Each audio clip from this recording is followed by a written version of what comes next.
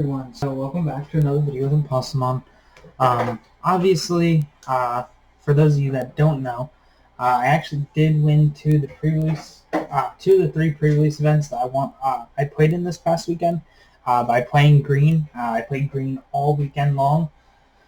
Uh, It was a lot of fun. I definitely enjoyed the way that the One Piece game plays. So I just wanted to go and give you guys my updated deck for the deck limited battles that are coming up. Obviously, I did go and sign up for two of the five of them. I believe there's five in total because I'm only able to actually attend two of them due to the fact that we have My Hero Academia provisionals here in Pennsylvania on the 29th of October, so I am unable to attend the 30th of October event because I much rather just take the time to go and wind down from regionals. So, without further ado, we're just going to get into the leader. For those of you that don't know, the One Piece game basically plays similarly to how Dragon Ball Super does, mixed with like Digimon in a way. So basically, the process of it is that this is your leader card. Your leader card is always on the board, regardless of everything else. So Kid, or Eustace Captain Kid, just states activate main once per turn. You can pay 3 Don, which means that you rest these cards. You rest 3 of these, discard a card, and then you get to set him to active. So he swings multiple times, which allows you to go and generate advantage late game and early game without having to have a presence on board, which is actually amazing. So the way you play this is if you're going first, you get one of these at the beginning of your turn, and then from then on, after your first turn, you get 2, okay, until you max out your Don, okay, which is 10. Now, if you go second, you get 2 your first turn and 2 every turn until you hit your maximum, okay? Now, keep that all in mind. So, moving into the deck, we're playing our 4 searchers.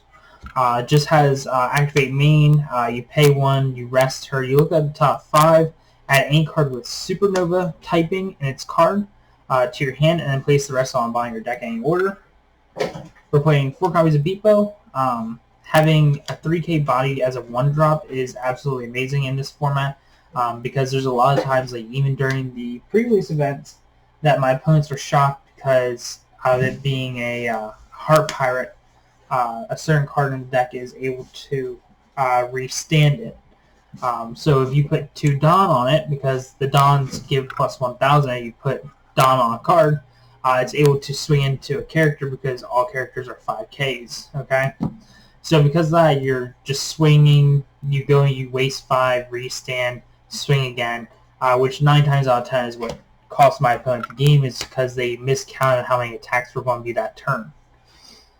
Moving forward, same thing as Digimon, we got our blockers. The only difference is that this blocker doesn't have, like, you lose 2 Don, or you have to pay 2 Don to go and utilize it, so that's really good. We're playing 4 copies of Heat.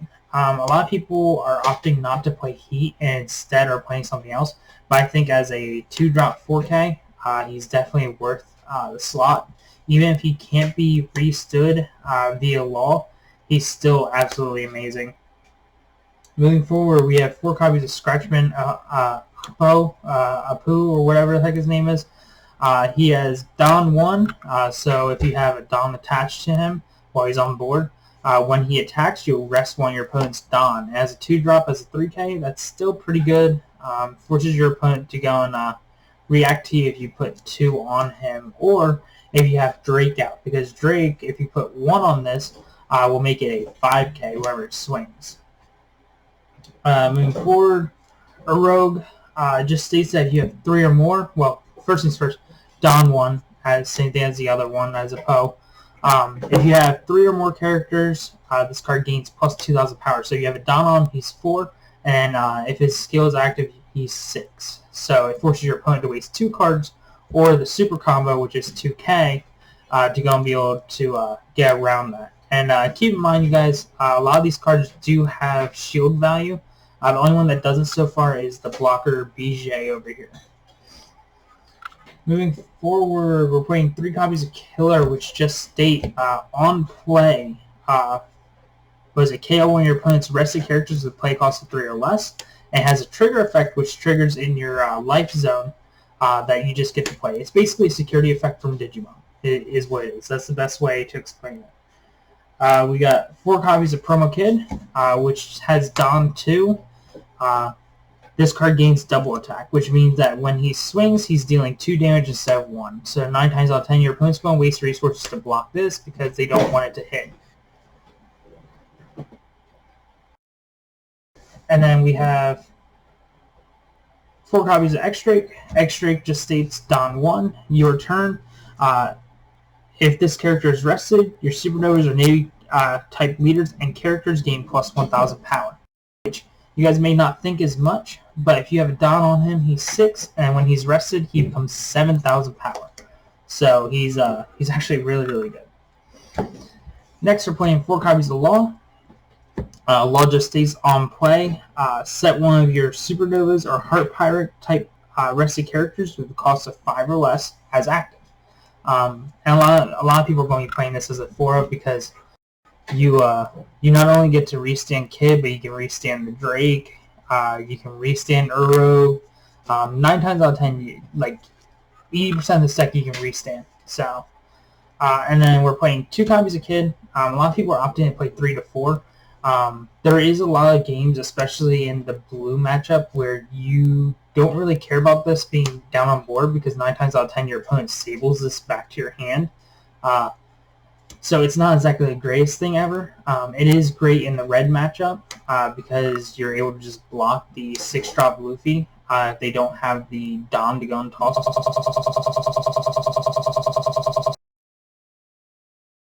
something ever. Next, we are playing 4 copies of Scalpel. A lot of people are up in the air about playing this or Straw Sword. I was tempted to play Straw Sword this past weekend in pre-release events like Deck v Deck. Straw Sword maybe came up once or twice out of my whole time playing it, and a lot of the time it was just a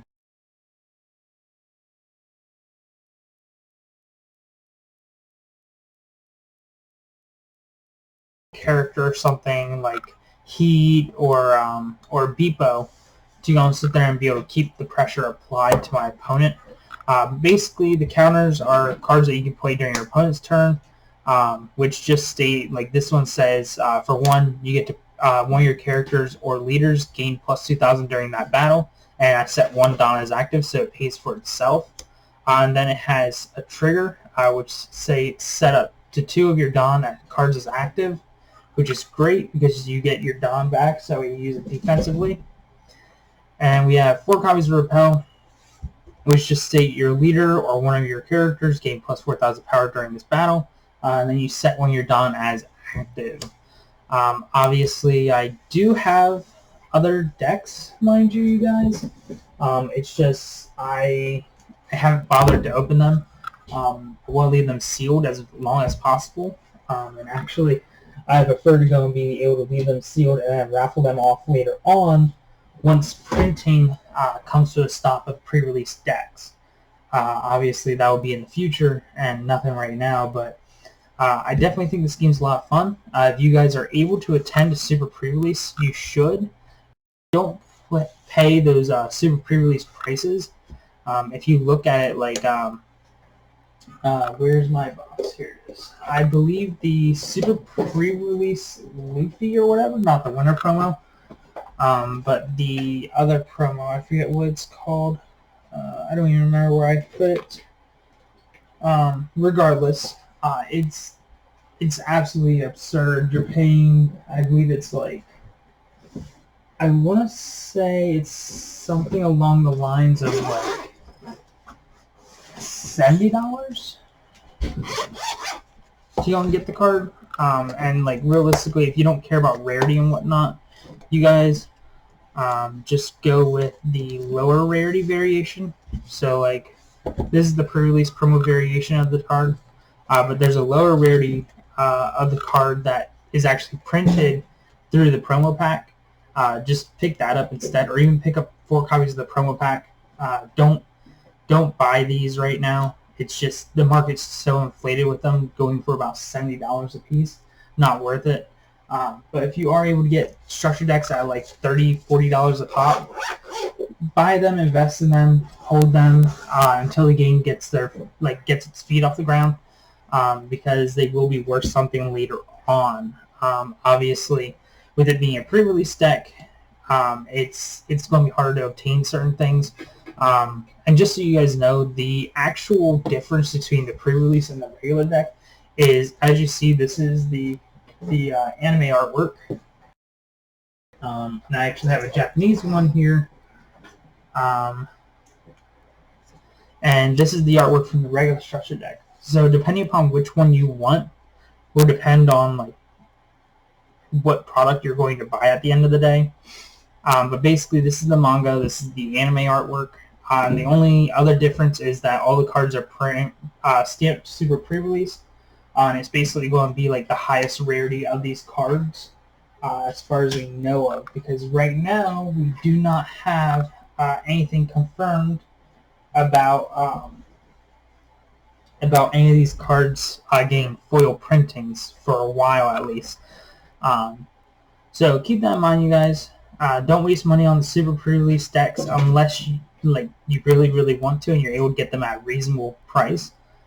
Because the more money you waste on them, it's not really worth it. Especially since like the only thing they're being used for is a super pre-release deck limited event, and outside of that, that's about it. If you don't intend to go and play this game until like December or so, don't bother getting the pre-release decks. Just get the regular decks when they come out. It'll save you a ton of money at the end of the day, because I think MSRP is like $12 or $13. So your LGSs are probably going to be selling them at like, I want to say $17, $18, maybe $20. There's one place that like they wanted $25 a piece for these. My buddy and I sat there and bought some and whatnot.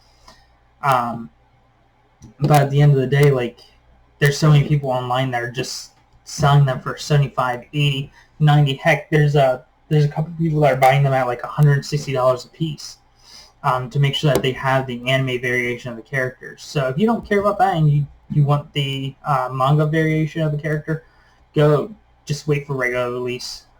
If you don't care about like playing any of the super pre-release deck limited events, just wait for the regular release. It's not worth the price tag right now from secondary retailers. If you're able to get from your LGS, sure. But also keep in mind that the demo decks that were being issued out for everyone to go and play with, the Red Green Luffy, cannot be played during the deck limited format. I guess it's due to the fact of that it's a deck that wasn't officially printed or something. I don't know. Or it has cards that were that's right. It has cards that are from the actual set itself. So that's the reason why. So hopefully you guys enjoyed the video. Obviously this one's a little bit longer. It's like about 14-15 minutes because I wanted to go over everything, go over what I'm going to be playing for the deck limited event.